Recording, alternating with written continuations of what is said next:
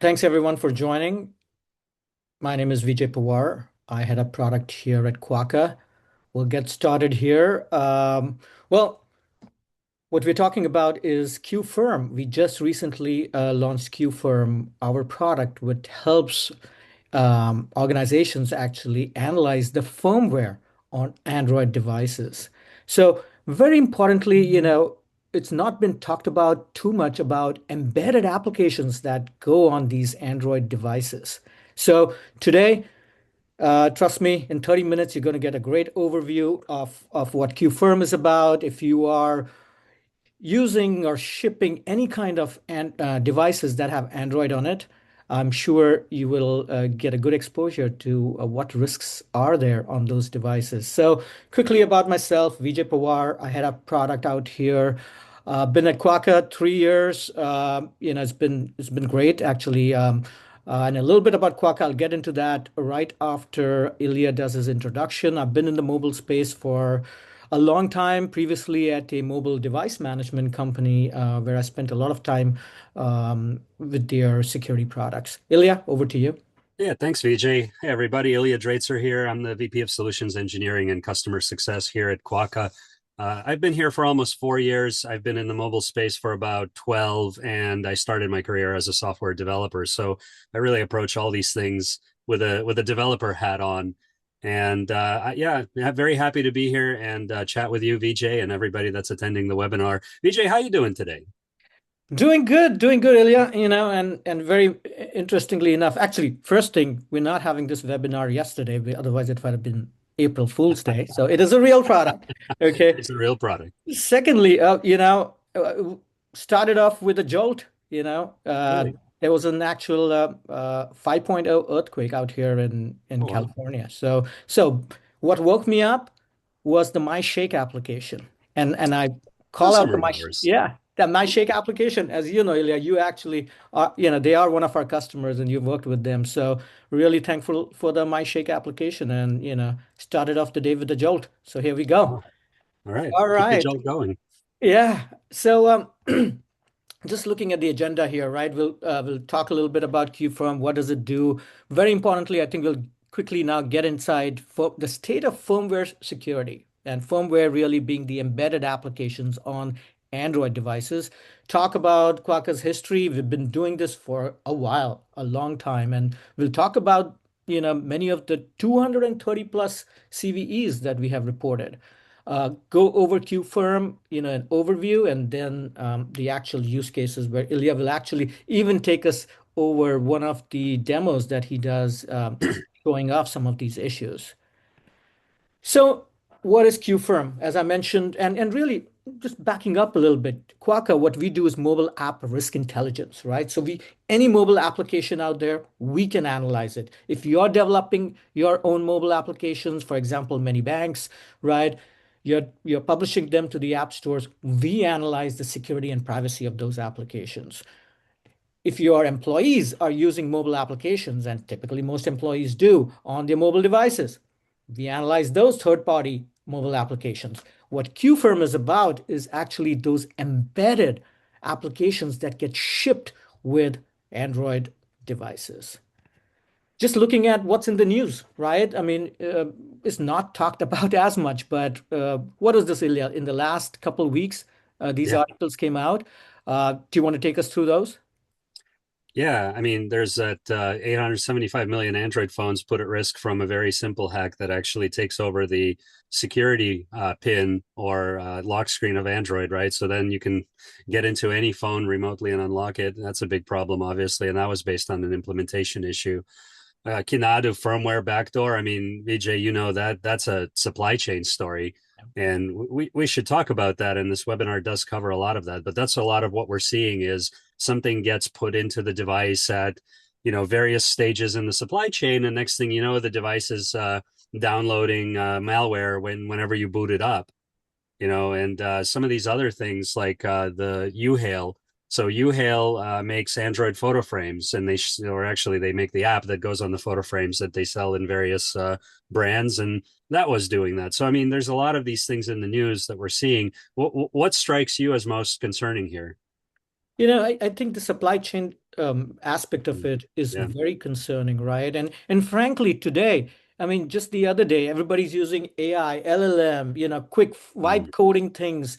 How easy is it for somebody to actually come up with all these issues, like write all these and be able to create applications really quickly, and even in many of these source code repositories, be able to actually embed some kind of malicious, logic inside there. I think that is very key. And, we talk about it broadly when it comes to mobile applications, but if it goes within an embedded application, that has a even bigger impact because those devices are being shipped, as you can see there at the top, right, to millions of users, right? And Yeah.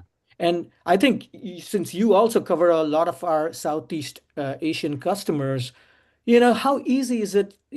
Are people out there pick up cheaper phones? I mean, you get these cheaper phones out there. Well, they're cheap for a reason. They come embedded with a lot of Exactly. bloatware, right? Exactly. Like the Canada firmware has actually focused on the inexpensive Android tablets primarily, and other things we're seeing, even the vulnerable out of the box was an exercise a few years ago looking at the line of affordable phones you can buy on Amazon, which is lots of different brands, but they all share common code from the supply chain. The other concerning thing we'll talk about later, but the problem is if that firmware is infected the way the Canada thing is, you can't, as a consumer, you can't do anything about it. There's no protection, there's no antivirus. It's at a low enough level that your only option is to find a new firmware, which usually is impossible, or just not use the device that you paid for. Absolutely. Actually, that's a good segue into, if you can take us through, basically talk a little bit about the Android firmware here. Yeah, yeah, happy to. Firmware is one of those words that means a lot of things to a lot of people and different things, right? So Google provides the open source version kind of as a reference, and then different vendors go in and tweak it and make changes and then put their own things in. So it's really a stack, and the different levels or layers of this stack have completely different risks. And a lot of them at the bottom, right? You have the Linux kernel, that's been around for what, 30 years plus. I mean, that's pretty well understood. There's lots of eyeballs fixing it, right? You got the hardware abstraction layer, then there's a bunch of the native C++ libraries. There's a lot of tools already on the market that are looking at those parts of the firmware. But the top levels, which is where the system apps live, it's where the vendors that create the chipset or the underlying sort of hardware where they put in their code, like that level is traditionally been, let's say, underserved. And so, that's where a lot of these problems exist. And I mean, if you want to talk about the real problem at that level, you could go to the next kind of issue, which is pre-installed software. And this is what I mean when I say, hey, as a consumer, you can't do anything about it, right? If you install an app from the App Store and Google or even Apple say, hey, it's bad, then okay, they pull it, you can't use it, it's fine. But when it comes to these pre-installed apps, as a user, you can't stop them, you can't uninstall them. They're just part of the underlying firmware. They're part of the image. And on an average Android device, there's about 300 of them. And so any one of them could be vulnerable, and usually many of them are vulnerable. And again, as a user, there's not much you can do because you can't replace it. You have to wait for the vendor to issue a security patch to replace it. And that's, I think, the big problem of what we're seeing. Yeah, yeah. And and frankly, I think our research actually calls that out, right? I mean, this is something we've done over the years, right? Yeah. Uh, I think go ahead. no, sorry. You said it earlier, right? I just wanted to come back to that. I mean, the company's been around for a long time. We've been doing this for a long time. But even on this date, right, 2017 is when we did this really big research project and published it in, with our findings at DEF CON. And like you were saying, I mean, this is where a lot of these apps that are installed on these firmware images are having these issues. If you look at the types of issues we're finding, factory resetting your device that has a bunch of pictures on it is bad. Injecting commands into the device or SMS access gives you the ability to grab, those third-party validation codes, OTA codes, right? It gives you the ability to inject code. So there's a lot of issues. And, if you look at some of these numbers, like 77% of the ROM images in 2017 had issues. Yeah. Yeah. I was actually just before this, I was just refreshing myself on some of the papers, our research team, just so everybody knows, right? I mean, this comes out of our research and R&D team, which, and the company came out of academia. So, there's great intellectual property out here. And it was in 2020 also that it was about 100 Android devices that we took. And we found that about 10% of the apps that were across all of these, so it was about 330,000 applications that we analyzed and found that 10% of them had a lot of privileged escalation in those Yeah, applications.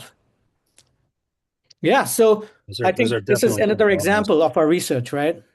Exactly, exactly. So this is from 2024, and I always love to point out how, hey, we did this whole big thing where we announced to the world that there's all these problems in 2017. So surely everybody went and fixed them, right? And there's no more problems.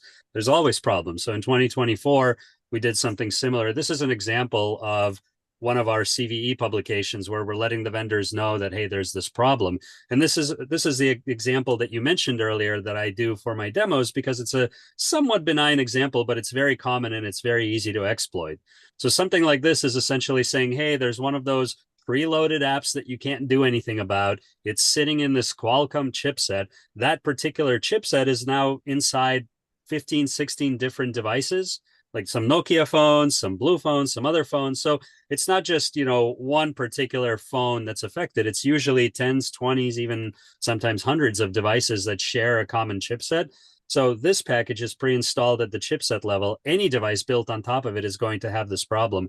To your point about supply chain, VJ, right? That's how the supply chain works on Android is you need a chipset. There's a few vendors, they have lots of different versions of chipsets, and this is a particular version code, particular version name. The issue is this package has some permissions where if you were a regular store app, you would have to ask for this permission. The user would have to grant it. These are special permissions. So you would have to first justify to Google why you're even asking for them in the first place to be allowed in the App Store.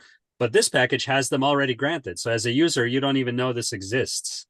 And what this package actually does is it basically looks at all the apps installed on your phone, how often you use them, when you use them. So we decided, hey, we could spin up a very simple demo just to show everyone how easy it is to do this. And VJ, you mentioned earlier about LLMs and vibe coding. I mean, it took only an hour or two to vibe code this little app, which we're seeing a lot. I mean, we're seeing literally tens of thousands of these vibe coded apps pop up in the App Store. So we created this little Magic 8 Ball game, right? And if any of you are, old enough to remember the physical Magic 8 Balls that you would shake and it would come up with a little message, that's all the app does. It doesn't request any permissions. Google Play says it's no harmful apps found when we install it. So it's a perfectly benign app that we wrote as a demo. But whenever you run this app on a device, it goes into the background, it sits in the background, and essentially what it's doing is talking to that pre-installed app in order to get the data. And so while this app is doing seemingly nothing bad from the user's perspective, in the background, every time the user launches a new app, this will actually take the device ID and the name of the app and we'll send it to an off location server. So just for the demo, we're using Airtable, which is a online spreadsheets database. But my point is, this app can send it anywhere. So if you're running a phishing campaign, you would definitely want data on which apps people are using, so you can target specific apps.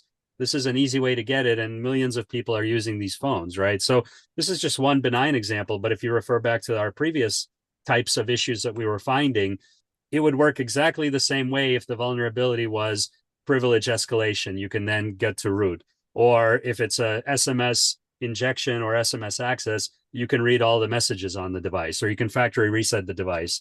And again, the point of the Magic 8 Ball is it could be any app. You can make a calculator, you can make a calendar app, a weather app. You can make things that people use as like reasonable, realistic apps, publish them to the App Store, which says, yeah, they're clean, and they're exploiting these firmware vulnerabilities. And as you said, VJ, the problem is that it's a supply chain issue, but also no tools are really looking at these interactions. I think that's the important thing, right? Like, how do you look at these interactions, in um, our product Q Scout, where we actually look at two apps which are from the App Store, each on its own may seem innocuous, but they collude with each other, right? So we call it Yes, app collusion and knowingly take away and exfiltrate information. In this case, they're just exploiting the vulnerability.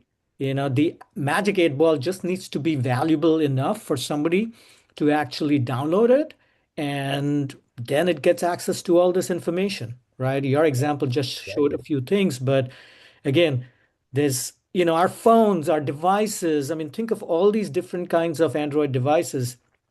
Phones are the most personal thing that you have, right? More personal than anything else. It probably knows way more than your significant other does. And now you've Right. got all these applications that could exploit certain things, and they are embedded. And I think you mentioned that, right? Very importantly, you can't turn off that embedded application, right? Because it actually Exactly. comes with the firmware. So therein, coming back to the things we do or we have done with our research, as I mentioned at the start, 230 plus CVEs, right? We've actually presented this at conferences like DEF CON, right? One of our head of R&D, Ryan Johnson, is great at finding out all these issues. We automate it, understand all the problems with firmware, and then publish the CVEs. And we also present at places like Black Hat or DEF CON. And as you can see here on the right hand side, right, all the different issues, right? Malicious code, command and control, privacy issues, the ability to leak private information, Yeah. espionage. That's a big one, right? And nowadays we hear a lot about that. Device takeover in today's climate, geopolitical climate.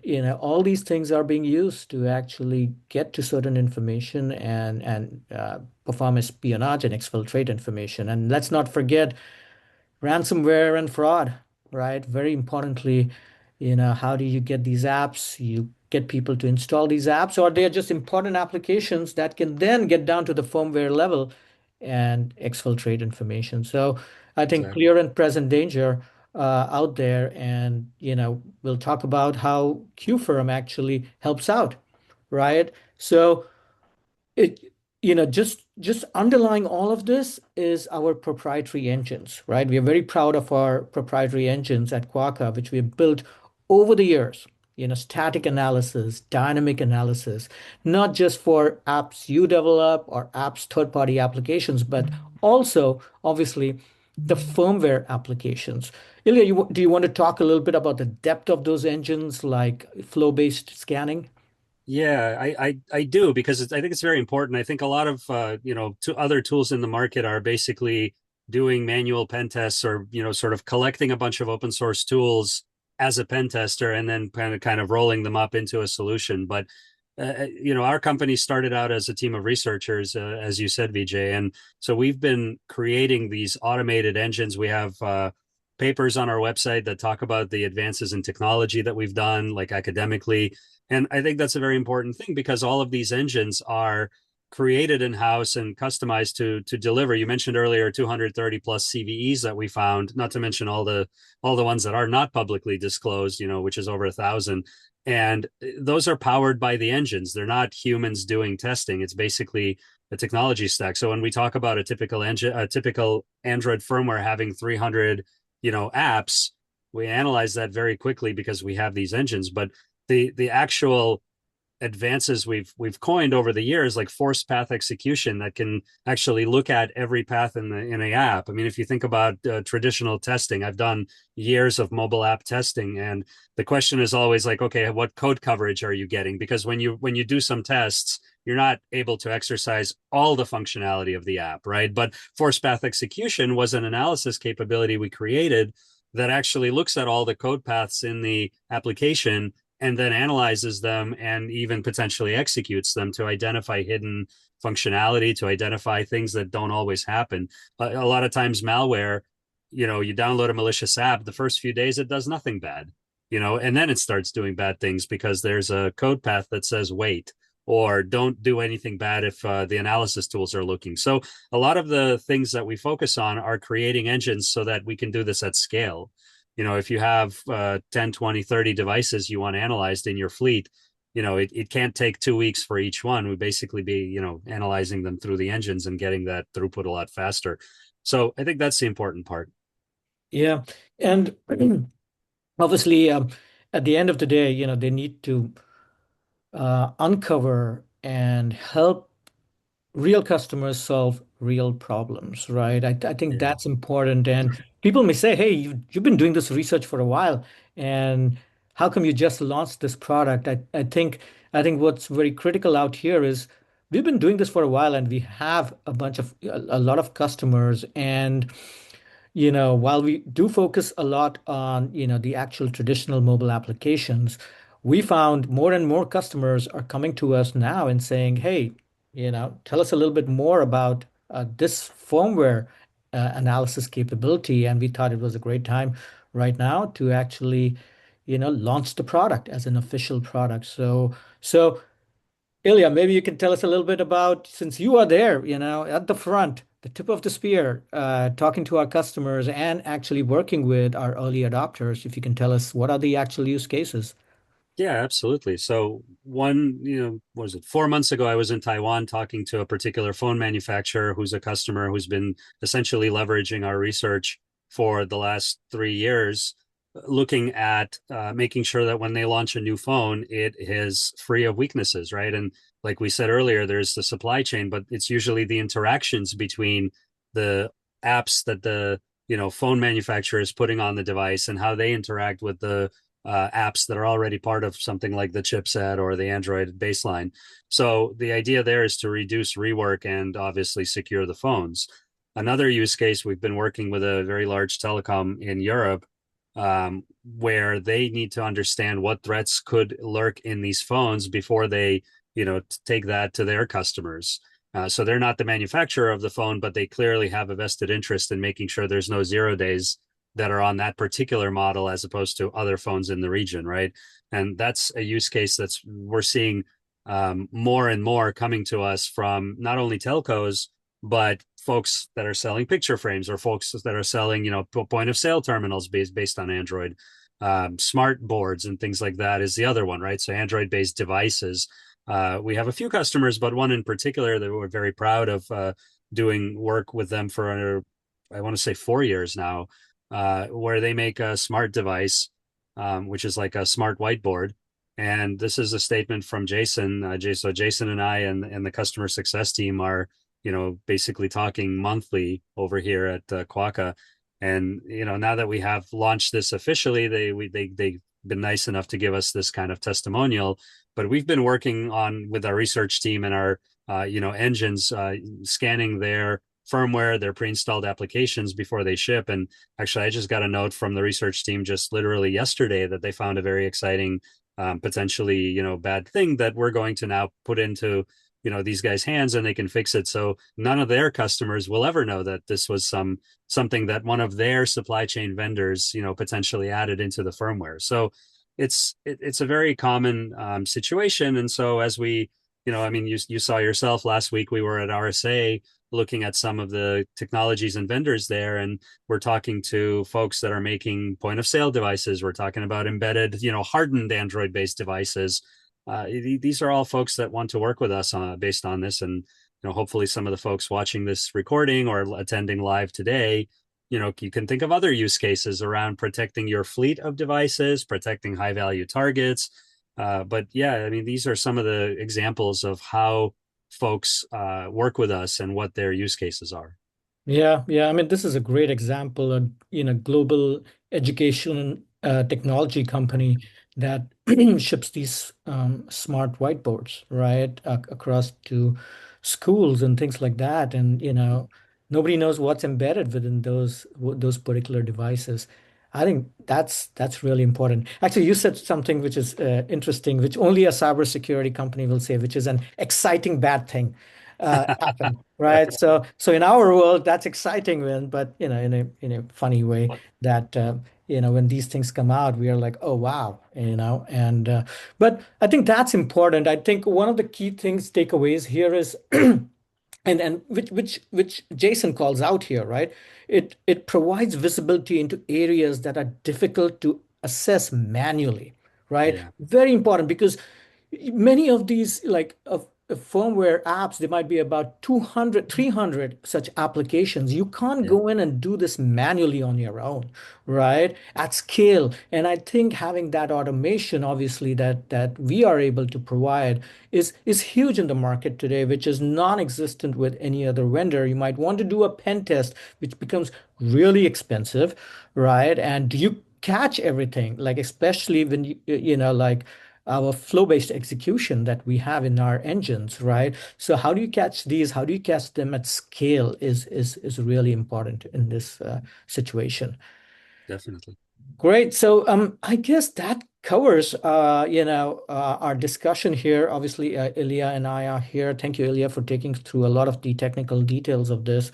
If you are interested in finding out more about Quaka, our QFirm, and not just our firmware analysis capability, if you are creating your own mobile applications and want a premier mobile app security testing product, or if you have your employees who are using mobile devices and downloading productivity applications out there, and you want to understand the risk of those applications, definitely reach out to us. We are out here. And with a few minutes left, let me see if there are any questions. Oh, Ilya, there's one question. I have a mobile threat MTD product for Android. Would that be able to help with this analysis? Yeah, good question. I mean, MTD technologies, similar to antivirus, are very prevalent, I'd say, both on Android and Apple. And, there's, like we said earlier with that diagram, right? There are different levels in the firmware that have different problems. And so a lot of the known, like the Canada firmware, once it was identified, the MTD can now fingerprint it and, it can protect you from something like that. But a lot of these interactions between the apps in the firmware that we've talked about in this webinar, the MTD wouldn't have visibility into them and it wouldn't be able to identify some of these interactions or protect you from them. So the MTD or really any antivirus is just looking at signatures or things that are happening that it can identify on the device. But because these are apps that are not on the app store that you can't analyze directly and they're not something that is running within the same sandbox, no, MTD tools would not protect you from this particular type of issue. And as we just discussed, these particular types of issues, unfortunately, are very prevalent and very big. Yeah, So, yeah. absolutely, absolutely. When it comes to firmware embedded applications, it's really hard, and in many Yeah, cases, things are sandboxed, right? And that's the exactly. security of the operating systems. They are sandboxed, so it's hard to get out of your sandbox and be able to do And it. it's yeah, and Yeah, it's hard to look into the sandbox. But I will double down on what I said earlier. We are excited about finding these issues for our customers, and we are excited about protecting our customers. And hopefully, folks watching this webinar that are not yet customers, we're very excited to work with you and protect you as well. So gotcha. hit us up on the demo. Great. There's one more question here. If you are not on the device, how do you perform all this analysis? What is the way my Android devices firmware can be analyzed by you? Well, that's a really good question. Yeah, so there's two ways. Some of our customers actually ship us the device, and we extract what we need from the device directly. And other customers send us either the firmware image or very specific apps inside the firmware that they're creating that they want to analyze. So this is something where you can either ship the whole device over to us, or you can send us the firmware image. Those are the two main ways we can do this. But yeah, we don't need to be doing this on the device. And the way the analysis works, you don't need to sort of constantly monitor in real time, use up battery, use up CPU. You just analyze it offline, and any of these risks can then be corrected. Super. Yeah.